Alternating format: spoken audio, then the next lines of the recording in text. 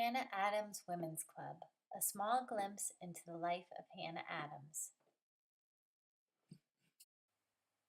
Hannah Adams' great-great-grandfather was Henry Adams, born in 1604, and his family lived in this home on Elm Street in Medfield, Massachusetts. He also owned a mill across the street from the house. As the story is told, during the Native American attack in Medfield on February 21st, 1676, Henry Adams' mill went up in flames. When Henry Adams opened his front door to see what was happening, he was shot and killed in the doorway of his own home by the Native Americans. Hannah's grandfather was Thomas Adams, born 1688 and dying in 1763. He lived in Medfield in what is now that red farmhouse at 49 Elm Street. He became one of the largest landowners in Medfield and was quite wealthy. Hannah's father was Thomas Adams, 1725 to 1812. He married Elizabeth Clark in 1750. Hannah Adams was born in this house on October 2nd, 1755. The following are excerpts taken from Hannah's memoir recounting her earlier years. I remember that my first idea of the happiness of heaven was of a place where we should find our thirst for knowledge fully gratified. From my infancy, I had a feeble constitution, in particular, an extreme weakness and irritability in my nervous system.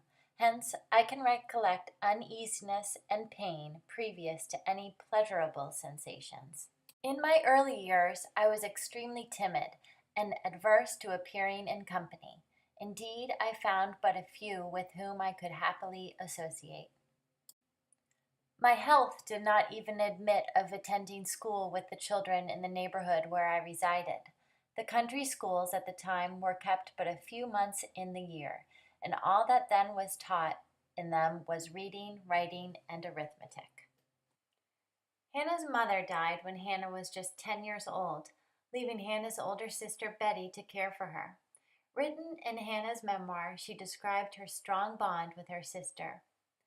I was blessed with a sister of similar taste and sentiments, but very different in her disposition. I was warm and irritable in my temper, and she placid and even.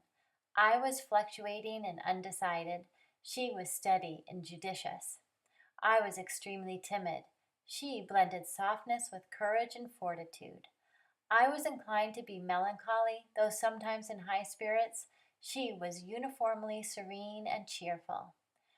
I placed the strongest reliance upon her judgment, and as she was older than myself, she seemed the maternal friend, as well as the best of sisters.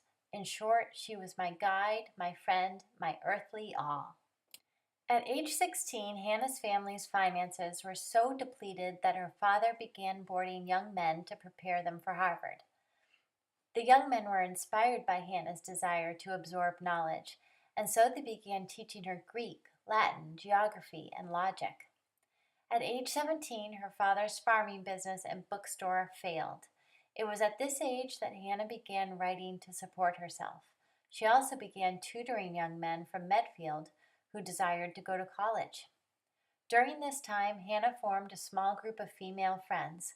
Most of them wrote poetry which they read and enjoyed by this circle of friends.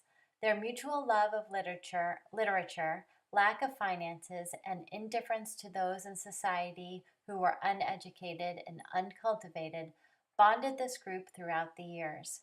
This group has been called the First Women's Club.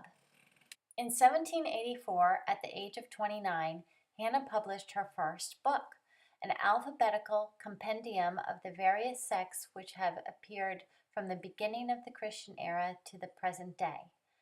The first edition of this book sold out, and the publisher took all the profits, leaving Hannah with large amounts of debt. In 1790, Hannah found a new publisher. She also lobbied for the United States' first copyright laws. Her second, more profitable edition, titled Views of Religion, was published in 1791. She dedicated this version of her book to her distant cousin John Adams, who was at the time the Vice President of the United States. Her book was so profitable that she was able to pay off all her debts and continued to support herself through her historical research. A few years later, in 1799, Adam published a summary of New England. It was during this time that Hannah's eyes began to fail her and she became temporarily blind. The gloomy apprehension of being totally deprived of my sight was distressing beyond description. I not only anticipated the misfortune of being obliged forever to relinquish those literary pursuits which had constituted so much of my enjoyment during life, and was at this time my only resource for subsistence, but as I had from my earliest years been an enthusiastic admirer of the beauties of nature, I felt the most painful sensation in reflecting that the time might arrive when, with the year season returns, when the year seasons return, but not to me return day or the sweet approach of eve or morn, or sight of vernal bloom or summer rose.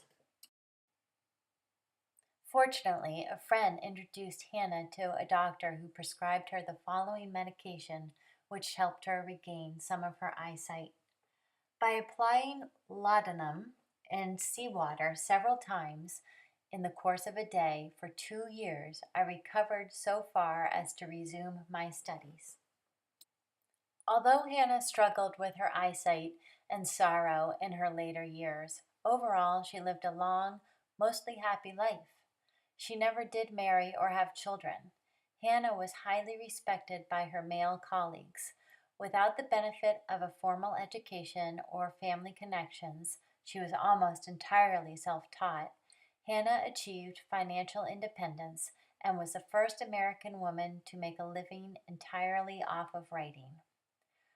Toward the end of Hannah's life, her friends persuaded her to write her memoirs, to leave a record of her literary struggles. Her memoir was published in Boston in 1832, 1 year after her death. Hannah Adams died on December 15, 1831. She was the first person to be buried in Mount Auburn Cemetery in Cambridge, Massachusetts.